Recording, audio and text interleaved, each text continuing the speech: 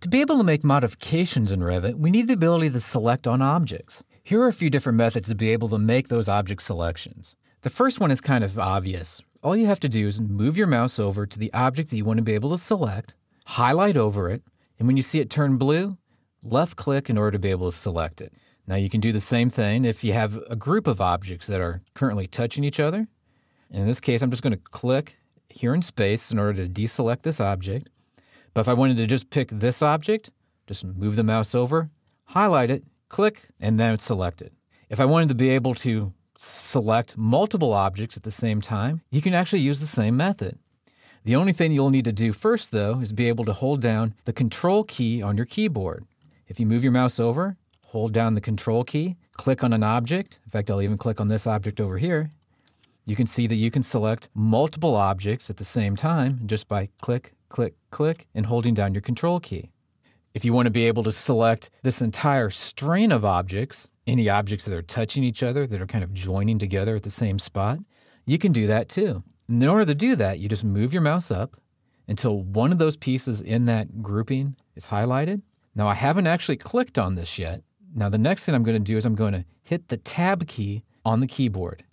And by selecting Tab, it'll automatically highlight everything that's in that string of objects. Once it's highlighted, go ahead and click in order to be able to select it. One of the most common mistakes is that people move their mouse over, they'll hit Tab, they'll get what they want, and then they'll go and retouch their mouse again, and then they'll accidentally unhighlight it all. So you always need to be careful and always keep your mouse on the objects that you want to be able to highlight, hit Tab, and then do your selection. So that's one way to be able to grab onto a grouping of different objects. Another way is to do what's called a crossing window. There's actually two different types of windows. There's a normal regular window, and then there's a crossing window.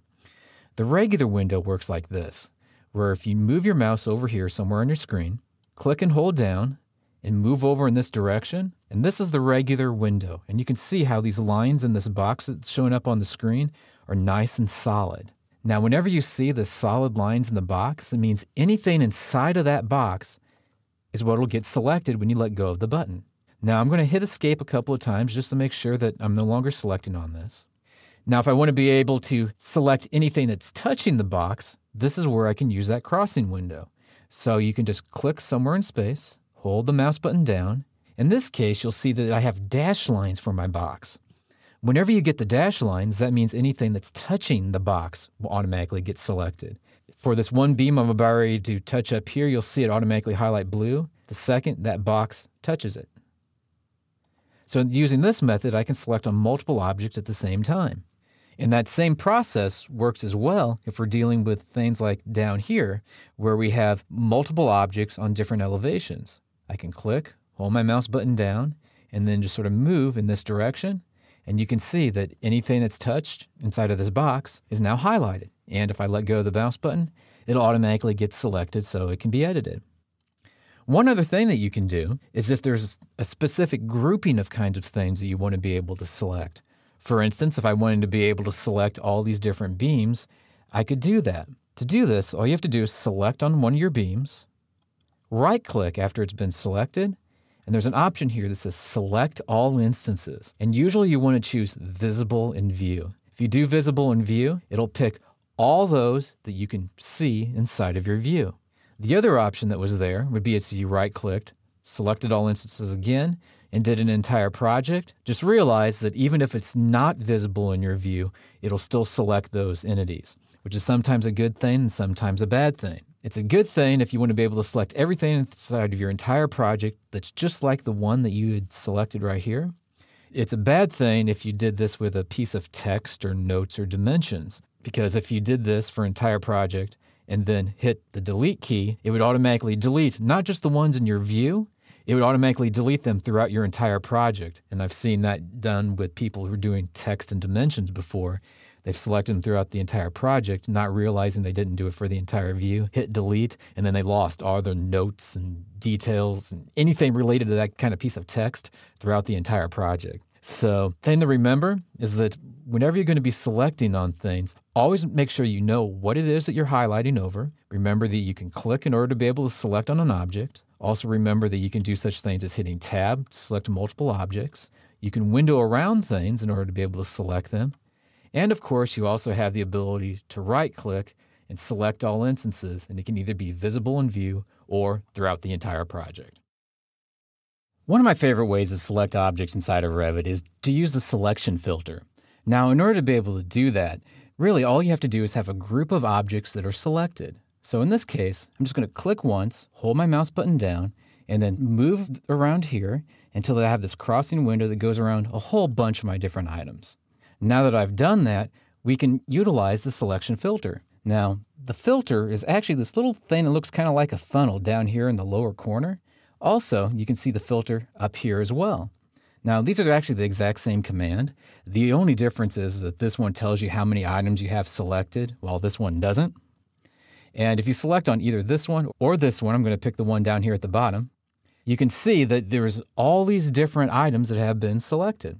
Now, the one that I'm going to select on is I want to have just my structural column selected. So I'm going to come over here. I'm going to click on Check None. I'm going to put a little check next to structural columns. And by doing this, I'm going to filter out just those objects which are my structural columns.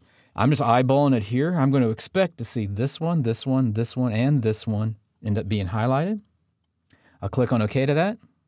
And we can see those are the 4 items. Those are my structural columns, and they were selected. So the thing to remember is in order to be able to use your selection filters, all you have to do is window around or just select on a group of different things and then filter out all those other results that you don't need by coming to the filter, clicking on it, and then just putting a check mark next to those things you want to have selected. We use the move command to move an object or a group of objects a distance that we specify. Now, in order to be able to better demonstrate this, I'm going to go to the Level 2 structural plan and just double click on it.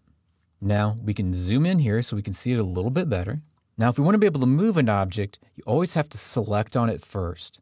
So select on the object, and when you do, you'll get your series of modify commands. Up here, you see that there's a command called Move. It looks like a series of 4 little arrows. Well, if you click on that, it's then going to have you move this object by picking a base point first. So in this case, I like to pick a spot, usually somewhere along the object. In this case, just here will work just fine. Now I'm going to move over in one direction.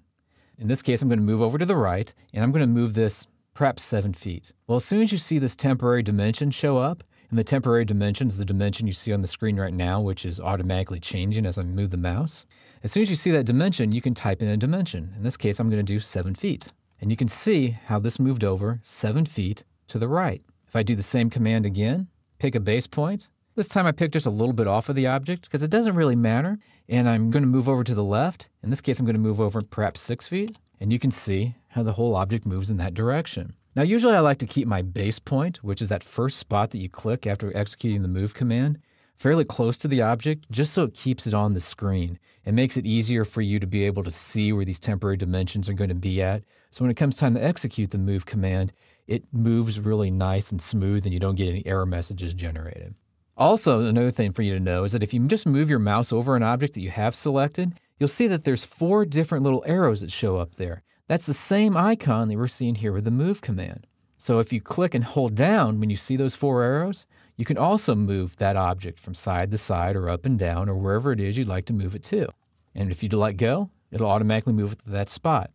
The only reason why I tend to not use that form of the move command as opposed to just a normal move command is usually if I've drawn something in, I usually know roughly where it's supposed to be at. And as a result of that, I know if I want to use move, I probably know this should be moved over 1 foot, 2 foot, 3 foot. And you can only do that using the normal move command as opposed to just holding down on the object and dragging it to wherever it is that you feel like dragging it to. Also, if you ever want to get out of a command, all you have to do is hit the escape key once in order to be able to get out of the actual moving part of the command, and a second time in order to be able to deselect the object altogether and be able to use a different command. One last thing to know is that if you want to be able to move a group of objects, you can do that too. All you have to do is either select on one object and then hold down the control key to select on multiple ones, or in this case, I just clicked out in the space to deselect. Your other option is a window around the grouping of objects. You want to move this entire thing? You can use the move command at this point, pick a base point, and you usually like to pick it somewhere around the center of the selection area, and then move those objects wherever you feel like it. One last thing, I could type in a dimension, but I don't really feel like that. I just want to move it somewhere over here. So I'm just going to click out into space. So now you can see how it moved all those objects right to the location where I wanted them to be at. So the move command can be used to move existing objects. In the next exercise, we'll be using the copy command to create a duplicate of an existing object. Using the copy command is similar to using the move command, except it makes a duplicate of that object. In order to better reference this, let's go ahead and take a look at this on level 2. So underneath the level 2 structural plans, we'll go ahead and open that up, and we'll zoom in so we can see the different objects that we might want to make a copy of. In this case, I'll go ahead and move my mouse over this particular beam that's going across from between A and B, and perhaps I wanted to make 2 or 3 copies of it. Well, to do that, all you have to do is select on the beam, then move up to the copy command, which is up here. It looks like a circle, and then there's going to be a couple more circles there. So go ahead and select on that. Next, and this is probably the thing that people most tend to overlook, is there's this little checkbox here that says multiple. Put a check in multiple. If you don't, it'll only allow you to make 1 copy, and we want to make more than 1. So once a check is put in multiple, we'll need to pick a base point. I always like to pick an edge whenever I'm doing the copy command, and the reason behind that is that it's a little bit easier to know where the next copy is going to go to. So go ahead and select right here. Next, move over toward the right-hand side. Now you can start to see where I mean by it's a little bit easier to tell where the next copy is going to go to, because when I click here, it's going to be the right-hand upper corner of this entity that's about to get created. So it's going to match up with that corner that we just picked right there. So now we know the exact distance between the 2 different objects that we just copied, and we can continue to do that. And now the exact distance doesn't matter, but I've been placing them about 5'6" apart. Now if we zoom out, and we can hit the escape key a couple of times to get out of the command, we can now see that we have 3 of them because we copied it 2 other times. If we want to take a better look at it, we can move up here, and there's this little house icon up at the top of the screen. It's the default 3D view. Go ahead and select on that, and you can see all 3 copies that we just made. So in this exercise, we learned that instead of drawing items from scratch, if we have an object already exactly like it, we can use the copy command to create multiple unique items within our project. Rotating an object in Revit means spinning it around a point. Now, to rotate an object in Revit, the first thing we'll need to do is select on the different objects that maybe we wanted to rotate. Now, in order to do this, I could do it inside of this 3D view, but it'd be a little bit difficult to tell where our rotation point is going to be at. So I always like to do that once again inside of a plan view. So I'm going to come over here to our level 2 view, which shows our different beams, and we're going to go ahead and select on this, this, and this. So we're going to select on 3 different objects at the same time. To do that, just move your mouse over into this quadrant right here. When I say quadrant, I mean between these 2 lines. And go ahead and click right about here and hold your mouse button down. Move it over here and do a window around these 3 different beams. And you can go ahead and let go once they're all highlighted. Now, once it's there, we're going to use the rotate command, which looks like a circular arrow going around, sort of representing a rotation. Now go ahead and click on that. And you'll notice right off the bat that this little dot shows up. Now, if we don't do anything with that dot, then the next thing that we can do is we can either type in an angle right here. For instance, if I would type in 45 and then just hit the enter key on the keyboard, we'll notice how it automatically rotated these around to a 45-degree angle. And right now they're still selected. If instead of typing in the 45, when we executed this command, and I'm just going to click on that rotate command again, we had instead just moved this line either straight up and down or straight to the side, clicked, and then moved up. We then could have had a visual reference of an angle, and we could have either rotated this around a 45-degree angle, or we could even type in whatever degree angle that we wanted to be able to rotate this around. For instance, if we wanted this to be 30 degrees from where it sits right now, we could just type in 30, and now we can see that's a 30-degree rotation from where it sat before. Now, if that was not the point that we wanted to rotate it around, we can go ahead and move that base point for our rotation so it's in a spot that makes more sense for the rotation.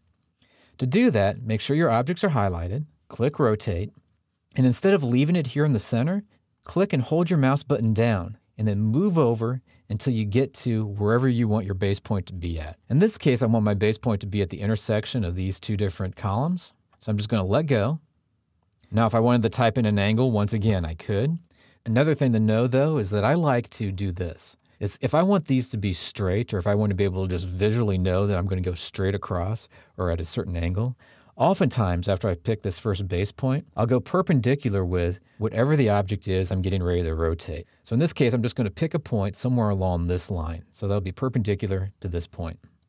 Then rotate it up, and it'll snap to those degree increments. So this could be 90 degrees, 45 degrees, whatever the case may be. In this case, it's a 15-degree increment, and I'm just going to go ahead and click.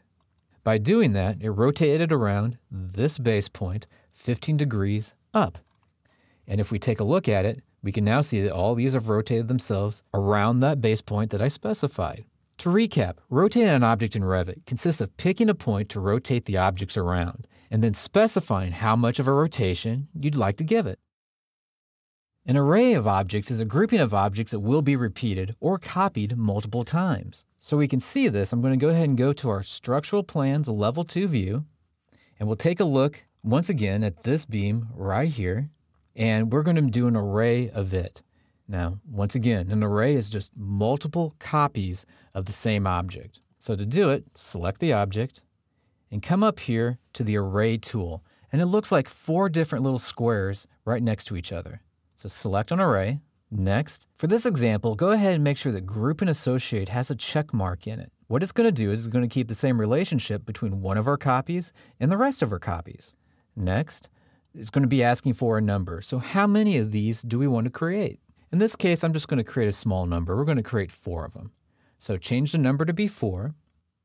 There's a move to, and there's an option for second or last.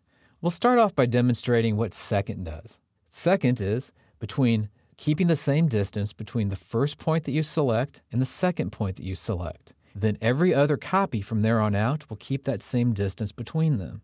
So all I have to do is select a spot, move over in a direction, and if I want to be able to copy them every 2 feet, all I have to do is make sure that 2 feet's here on the temporary dimension or type in 2 feet and then hit enter.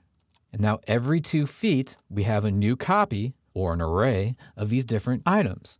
Now, if I want to be able to increase that number, it's easy enough to do. All I have to do is change this 4 to be a 7. Or if I wanted to reduce it, I can just click on the 7 and change it to be a 3. And you can see how the array will expand out and shrink back down again. Now, all that became possible because of one of the checkboxes that we had earlier. And that checkbox is, and let me go ahead and select on one of these objects so that we can see it. If I execute the array command, was this Group and Associate box. Whenever they're decided to be grouped together, they can keep that 4s, 3s, 7s, that kind of interrelationship in between those different objects. The only bad thing about doing these grouping commands is that they tend to put them all together into what's called a model group, which means that they're all sort of tied together as one unit, if you will. So in order to make it so you can modify one without being forced to modify all of them, all you have to do is select on those items that you just did an array of, and you can come up here to this option up here that says Ungroup. And by ungrouping them, they're now their own individual entities. And what that means is I can select on one, pull it to the side, without the others trying to adjust and trying to multiply by themselves. Now, one other kind of array that you can do is this. If you select on that same object, or in this case, it's one of our copied objects, arrayed objects, then come back up to the array command. The other kind that we can do is called last. And instead of repeating the same distance between the first spot and the second spot that you picked, it'll evenly space each of these between the first point that you pick and the last point that you pick. So in this instance, if I change this number to be 5, choose last, pick the first point, pick the last point, and this distance doesn't really matter as long as it's big enough spacing that they can copy themselves or array themselves over. It's now automatically put copies of these evenly between the first spot that I picked and the last spot that I picked. And it'll continue to do that if I would change this number to a 3 or a 4 or some other number like that. So, arrays can be used for a quick series of copied elements or to place elements equally between known points. The mirror command will duplicate an object or grouping of objects to a different location. This is a bit different from the standard use of the copy command as it creates a mirrored or flipped arrangement of the items you've selected. To use this command, let's go ahead and take a look at this in the plan view. So I'm in level 2 structural plans right now. We're going to zoom in here, and we can see that we have this structural bay with different beams going across it. Now, what we're going to do is we're going to mirror this piece and these pieces here so that we have exact copies of all these over here on this side of the bay. Also, we're going to move this structural grid bubble so that it's over here. So in order to be able to do this, probably the quickest way would be to move your arrow up to this location, click and hold the mouse button down, and just kind of window around this location. Once you see everything that's lined up with the number 3 there, highlighted in blue, go ahead and let go. Now we have a group of objects here that have been selected. Also, we need to pick up each of these objects. And to do that, we need to hold down our control key on our keyboard and then make a selection using just the left mouse click for each of these different items. Once we have everything that we want to, we're going to go ahead and mirror it around this number 4 right here. So to do that, we need to use the mirror command. And in particular, we're going to use the mirror pick axis command. Now, there's actually 2 different mirror commands. One is the pick axis command, and the other one is this one right here, which is draw axis. If we do the draw axis command, we could actually draw the entity that we'd want to flip these objects around. But in this case, we're going to use the pick axis command. So instead of needing to draw this line in, we're just going to pick this line and click. And it's going to automatically mirror or make a copy of all these entities on the other side of this line here with the number 4. You'll also notice that it tries to keep in sequence the structural grid, so that we now have 3, 4, and now the number 5. I will add a little disclaimer in here though. If the last thing we had done as far as the structural grid goes was perhaps the letter C, because this goes A, B, C, it would have tried to put the letter C right here. But since the last one that was actually drawn was the number 4, it tries to keep that sequence and it'll do the number 5 next. Let's take a look at this in a 3D view so we have a really good idea of what it is that we just accomplished. So to do that, come up to the little house at the top of the screen, which is the default 3D view button, and you can see how we've mirrored all these different objects to the other side. So the mirror command simplifies the creation of the same arrangement of objects flipped along a specific axis point.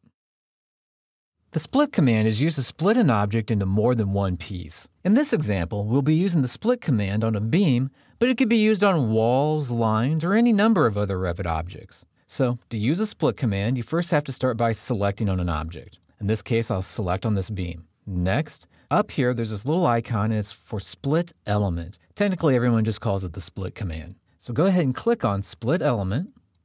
Next, move the little tool down, and you'll see here in a 3D view that I can pick anywhere along one of these elements. If I decide to click on it, it'll automatically split it into 2 pieces. I'll zoom in a little bit closer so you can see it.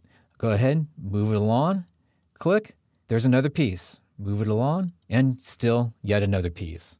Another thing about the split command that you can do is there's this little option here called delete inner segment. If I put a check mark there, I can then move this down, click once. You can see it starts to do a break, but if I click a second time, it deletes the inner segment between the first spot that I picked and the second spot that I picked. Now, so far, all we've been doing is this in a 3D view. In order to have more accuracy, it's always better to do this inside of a plan view. So I'm going to go to the level 2 view, and we can take a look at this in level 2.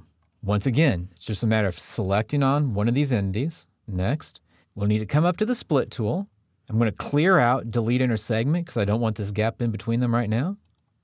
You pick a first point, and now once you've done that, it's automatically split this into 2 entities. And if we look at this over here and do the same thing, I'll point out that a temporary dimension will automatically show up when you're in a plan view. So as a result of that, you'll know that whenever you're in this view, that you'll have this exact distance, 4'6" or 5 foot away, and that's where that split will take place. Sometimes it's just easier to draw a single object and come back later to break it into pieces. That's what we're able to do using the split tool. The offset command is used to create either a duplicate of an object or simply move an object a specified distance. Think of it as being similar to the copy or move commands, but with added functionality that makes drawing easier for certain conditions. In order to illustrate this, once again, I'm going to go to the level 2 structural plan. Next, I'm going to zoom in a little bit here, and we're going to do the offset command to this particular beam. Now, to begin with, you always have to select on the object. Once you've done that, you can come up here on the ribbon and we can find the offset command. The offset command looks like a couple of lines one with the blue line on the outside of it. Go ahead and select on that. Next, we need to set an offset distance. How far away do we want the copy to be from the original? In this case, I'll go ahead and type in 8 feet. I'll move my mouse down until I'm touching the object, and you can see there's a blue dashed line that appears. This is a very vital step. Know wherever that dashed line is showing up at, that's where the copy is going to be placed. For instance, if I wanted it to be on the inside here, make sure that blue dashed line is to the inside of this A and B. So go ahead and select when you see that. Now you can see where it goes to. If I had had the blue dashed line be on the outside like it is right now, and then clicked, you can see it's 8 feet away in this direction from where this beam had been at.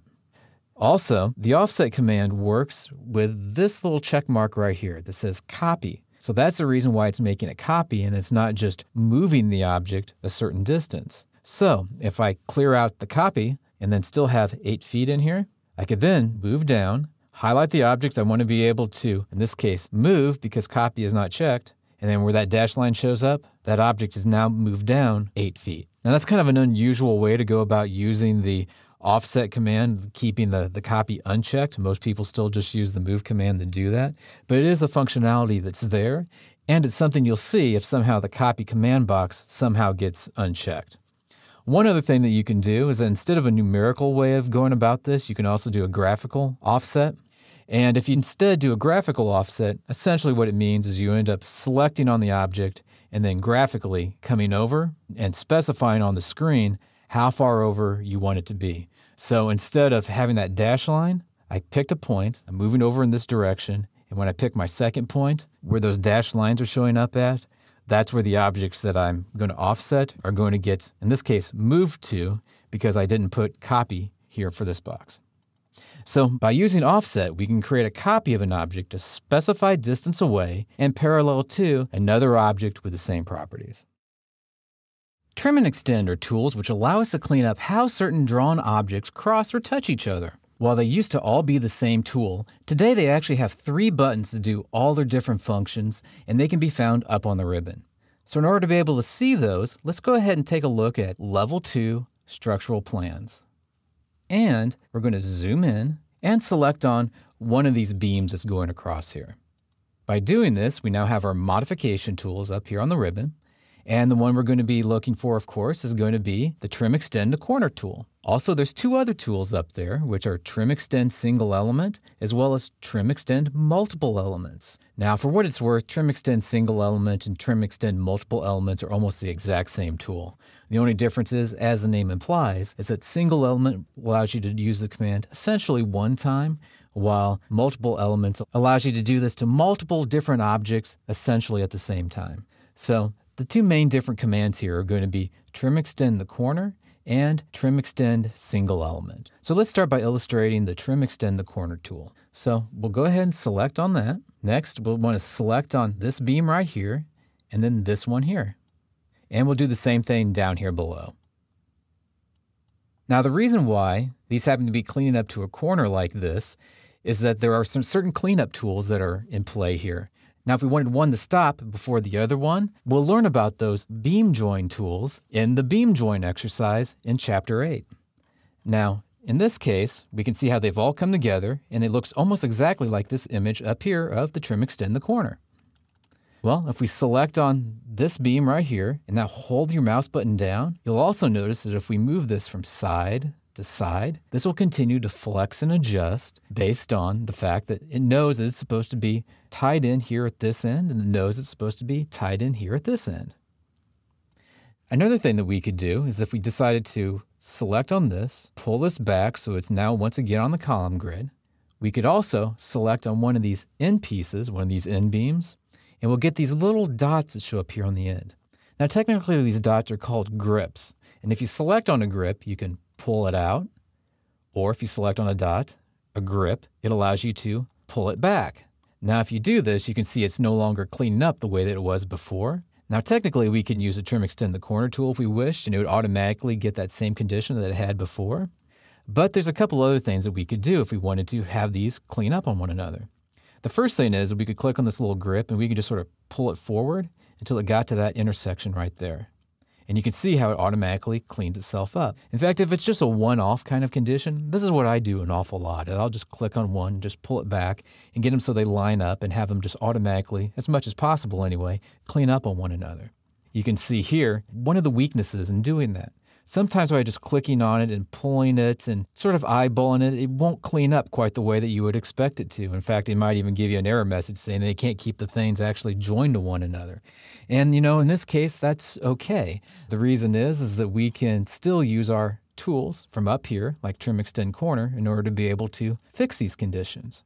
Now, another thing that we can know or we can use is this Trim Extend Single Element tool. Now, if we use the single element, this is what it does. By selecting on this column, we can click on it and pull it out. This one, we can click on it and pull it back. And if we decide to do the single element tool instead of saying where this beam and this beam cross each other, it's pulled this one back to wherever the face of this beam is at. So in this case, I'm going to pick this outside edge here and then select on this particular beam. And you can see how it pulled it back to where the face of this beam is at. And we can do the same thing with this one down here. So we'll go ahead and I'm just escaped out of the tool. I'll select back on here. Once again, I'll use the Trim Extend Single Element, pick that line, pick the beam, and we can see how they end up cleaning up on one another. Now, it's important to know that these commands apply to walls and beams and many other types of entities, including line work. And by using their power, we can clean up many different conditions without the need to redraw the objects from scratch.